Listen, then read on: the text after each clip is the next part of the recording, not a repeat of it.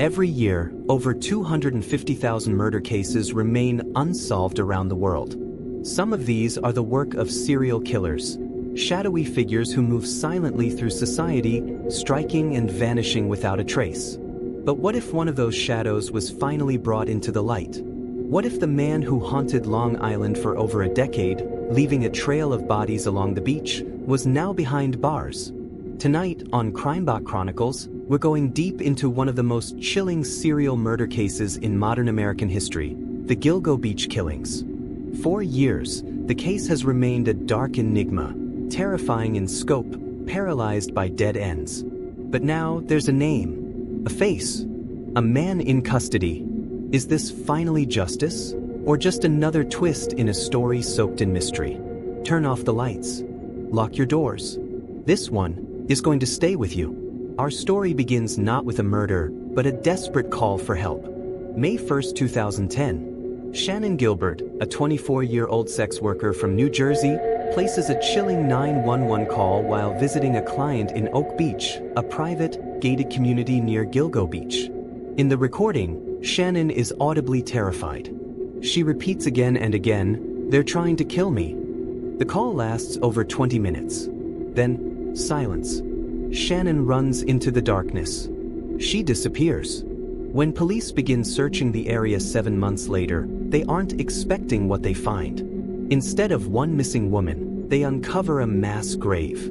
December 2010. Police discover the remains of 4 women along Ocean Parkway. All young, all sex workers, all wrapped in burlap sacks and placed with eerie precision, just feet apart. Investigators quickly realize this is no coincidence. This is the work of a serial killer. In the months that follow, more bodies are discovered. Some are mere fragments. Some so decomposed they can't be identified. A toddler, a man, a woman with a missing skull. In total, 11 victims. The beach, once a summer retreat, is now the site of one of the most horrifying discoveries in U.S. history. This is where the real investigation begins, and where the failures begin too. Authorities faced immense challenges from the outset. Different counties, Suffolk and Nassau, had overlapping jurisdiction. Evidence was poorly shared. Tips went unprocessed. The FBI wasn't invited to assist until 2015, 5 years after the first bodies were found. At the center of controversy was Suffolk County Police Chief James Burke.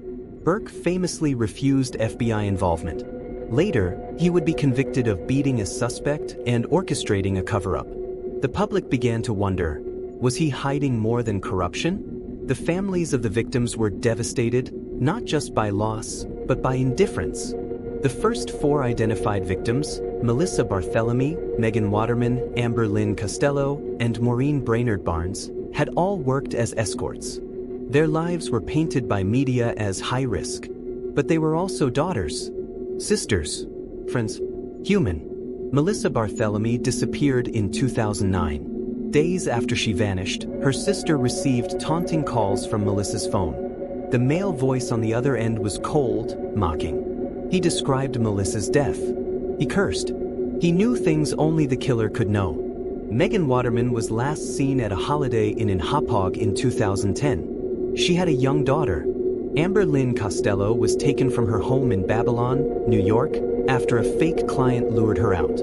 Maureen Brainerd Barnes, a single mother from Connecticut, disappeared in 2007 during a trip to New York City. Each woman had her own story, her own struggle, and each fell through the cracks. Despite the horrifying discoveries, the case grew cold. For years, there were no arrests. Theories swirled. Was the killer a cop? A mob enforcer? A truck driver? Then came the break.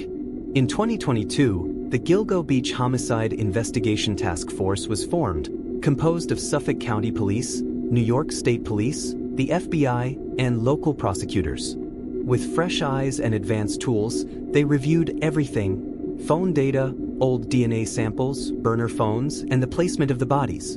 And then, breakthrough. One strand of hair, found on the burlap that wrapped the bodies. In the past, it yielded no usable DNA. But with new technology, including genetic genealogy, investigators traced the hair to a family tree.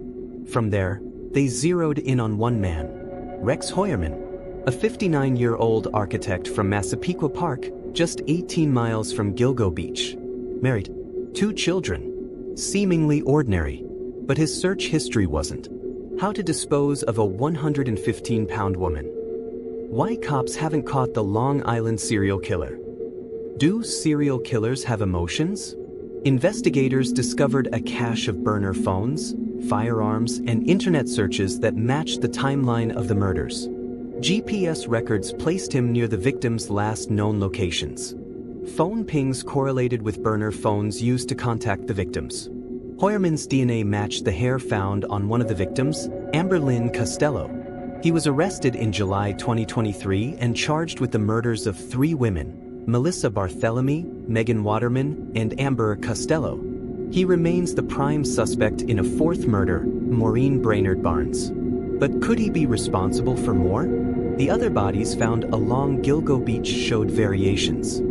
Some were dismembered, others buried in a different fashion. Some dating back to the 1990s. Could there be a second killer? A copycat? Some experts say yes. Others believe Heuermann evolved over time, his methods changing as he grew more confident. Then there's Shannan Gilbert. Her body was found in a marsh in 2011, about a mile from where she vanished. Police ruled it accidental drowning, but the autopsy was inconclusive. Her family believes she was murdered, and that she was the first to escape the killer, if only for a moment. Her final call to 911 is still haunting. "They're trying to kill me." Was Shannan the first domino in a string of deaths? Did her disappearance unlock the entire case? Even now, the full scope of the truth remains elusive. Psychological profilers have speculated that Heuermann fits the mold of an organized, controlled killer. He kept trophies, maintained 2 lives. By day, he was a successful architect, working with clients in Manhattan. By night, he scoured the internet, planning his next move. He targeted the vulnerable, chose victims he thought no one would miss. He used technology to mask his tracks. And he got away with it for years. Neighbors describe Heuermann as strange but quiet. He kept to himself. But inside his home, authorities found hidden rooms, surveillance equipment, and disturbing materials. It was, as one detective said, a house of secrets. The arrest sent shockwaves through the community. Some residents were horrified that they'd lived near a suspected serial killer. Others were skeptical. Could this really be the man behind it all? National media swarmed Gilgo Beach once again. Victims' families gave interviews, expressing both relief and anxiety. "I just want to know why," said the sister of one victim. "Why her? Why any of them?" The trial is expected to be lengthy. Heuermann maintains his innocence, but the evidence is mounting and chilling. Phone records, burner phones, a psychological profile, geographic profiling, and above all, the cold, methodical pattern of murder. So, what comes next? The investigation continues. More bodies remain unidentified. More victims may never be found. But one thing is certain. For the first time in over a decade, there is hope. Hope for justice. Hope for accountability. Hope that the beach that once buried secrets might now tell the truth. This isn't just a story about a serial killer. It's a story about what happens when we stop listening, when we ignore the cries of the vulnerable, when justice moves too slowly. It's about the women who were lost and the loved ones who never gave up. This is Crimebot Chronicles, where we dig deep into the darkest corners of the human mind, one case at a time. What do you think? Did they catch the real Gilgo Beach killer? Is Rex Heuermann a lone predator or the tip of a much darker conspiracy?